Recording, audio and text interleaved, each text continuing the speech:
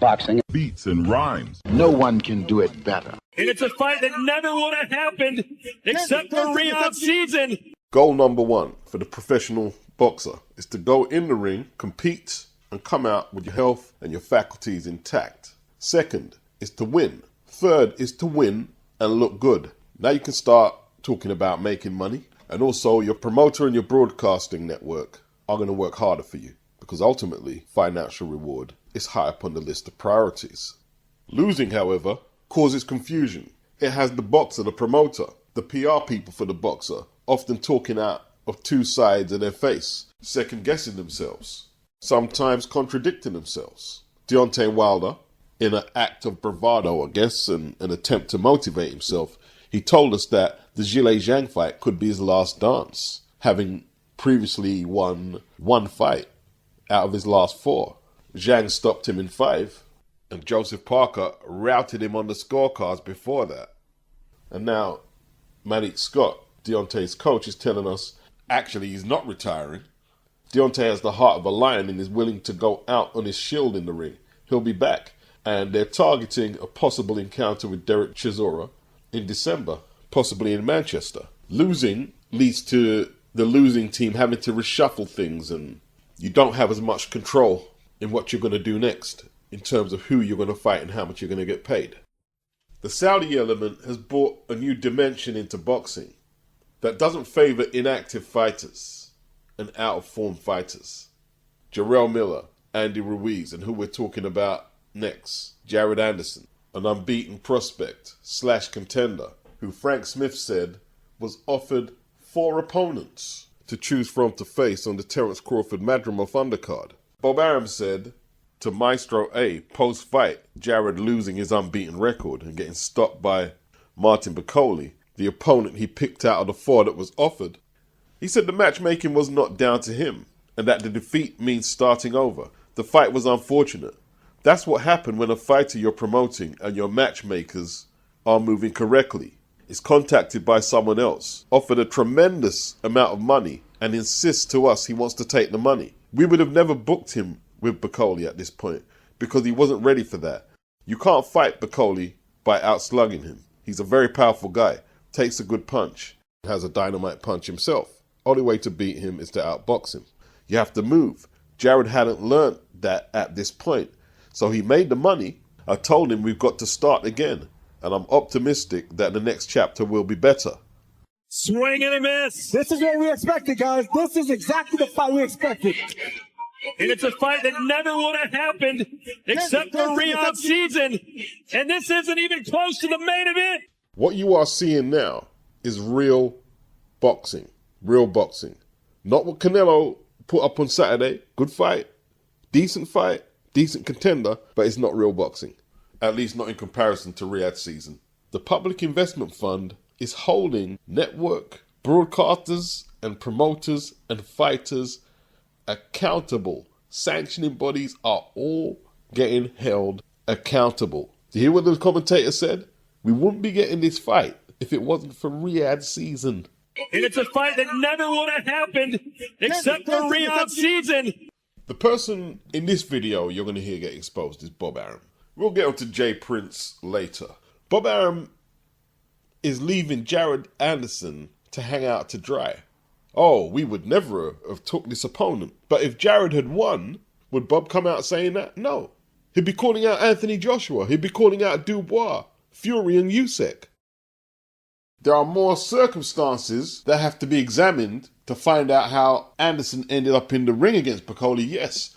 But the bottom line is, Bob Arum, he went out there as a top-ranked fighter under your banner. So no matter how he ended up in the ring with Bakole, this is under your watch and it's your L as much as it is Jared's.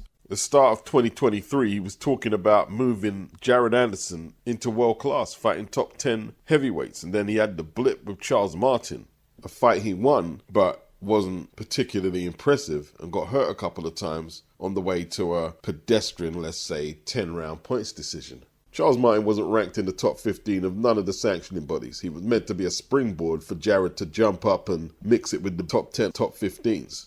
Instead, he was relegated to Andre Rudenko next fight. Top Rank realizing that he's not ready. Then in 2024, he fought the Belgium cruiserweight, Mary, and he looked flat. Yeah, the guy was fighting a defensive fight, but Jared looked flat. And then Bob came out and did his PR again, saying, we're looking for a heavyweight who thinks he can actually beat Jared Anderson, not someone defensively minded like Mary. We need someone brave enough to get in the ring with Jared and give him a real battle. There's no one he would be reluctant to fight at this point.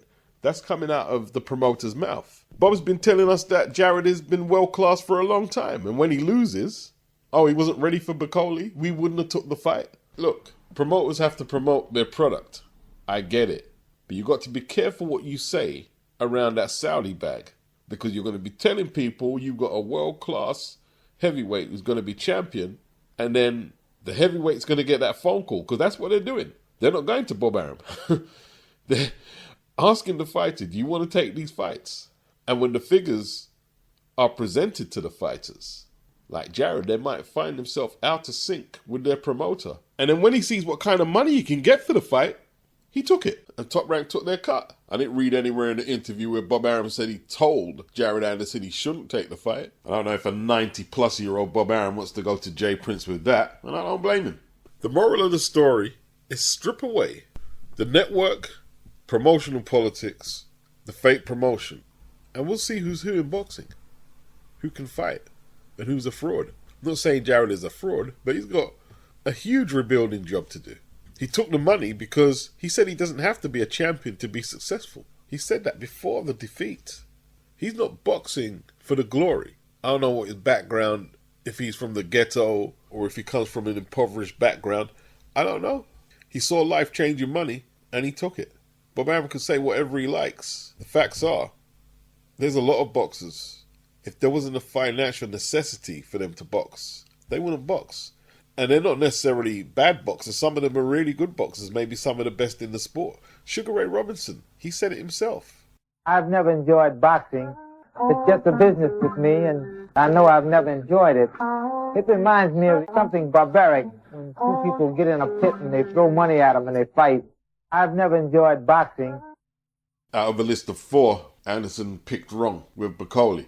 I don't know who the other 3 opponents were. I'd be curious to find out who they were. Bob Arum is suggesting that this venture went wrong because of Jared being greedy.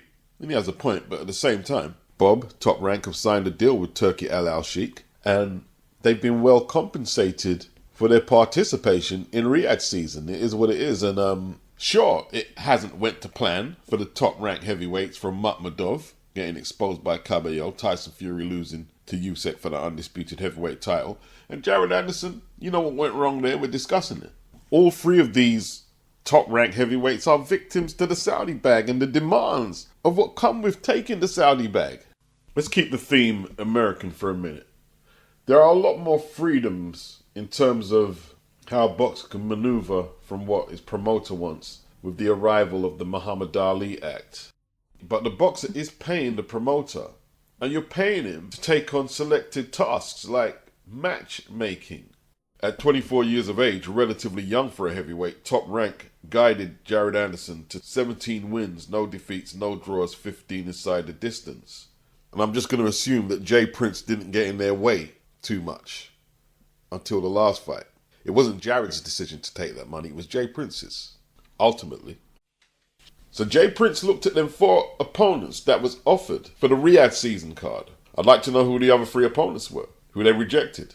Did Jay Prince sell his man out? Jay Prince might have been looking at it like, yo, Jared ain't really performing like he's supposed to. He might go lose to some BUM for a person nowhere near as nice as what they're offering up there at Riyadh season. Maybe I better just cash my chips in with this kid now. And if he wins, it would have been a worthwhile gamble. To sum up, in my opinion, Jared Anderson isn't as good as Top Rank and some of the boxing media were touting him to be. That's my opinion. That don't mean he's a terrible fighter or anything like that. And then he's all over the place. He was crying to Roy Jones whether he wanted this or not to be a boxer, about the pressure. He's too young for all this. He has a lot of extracurricular activity outside the ring, which normally lands him in legal trouble. And he seems to be drawn between his promoter and his manager on what decisions he should take. That's evident after the Bakole fight. And all the factors I've listed there, there's too much disharmony in his camp. Who enlisted Sugar Hill a matter of weeks before the biggest fight of his career, when there wasn't enough time to bed in a relationship between boxer and coach. But here's the truth, yeah? The reason they brought Sugar Hill in at such short notice against Bakole was because we know the attitudes from a lot of the media and American boxing fans about fighters outside America. Mind Bakole, who's he? Some bomb, he'll knock him out. I played the clip where Jay Prince said, yeah, we'll take the AJ fight next. AJ doesn't even have a belt. And they was willing to put this inexperienced kid who's never been tested against AJ with the belief like it would be a walkover. He said it so nonchalantly. Jared Anderson, he wiping the competition out, man. What do you think is next for him? What you guys got in mind for him? Sky is the limit. You know, we are ready for opportunity where that's concerned. You know what I mean? If they say skip the line and we got Anthony Joshua for you, we'll embrace the opportunity. It's amateurish what's happening over there. In 2022, he came out and said, I don't have to be a world champion. He just wanted the money. And, you know, Bob Arum just has too many enablers. He has too many enablers. At 90 plus, if he wasn't so selfish and egotistical, he would have stepped down from his position. But the fact's that he can't keep the pace with all the stuff I've listed there and try and get a grip on this kid who's a loose cannon. And that's because he's an old dude smoking cannabis. Promotion takes energy. You need energy. So you can talk to the fighter, so you can relate. Yo, what's going on there? Maybe me, you and Jay Prince can discuss something. He can't do that. He's an old guy. This bandwagon was veering way off course before it crashed into Martin Bakole. Let's keep it real. If the issues listed in this video are not addressed, his career goes down the pan before he's 30. Maybe even earlier. His attitude stinks, and the way he's being handled stinks. And the inevitable losses to come will be a result of this. And it's a fight that never would have happened except for Riyadh season. Boxing beats and rhymes. no one can do it better.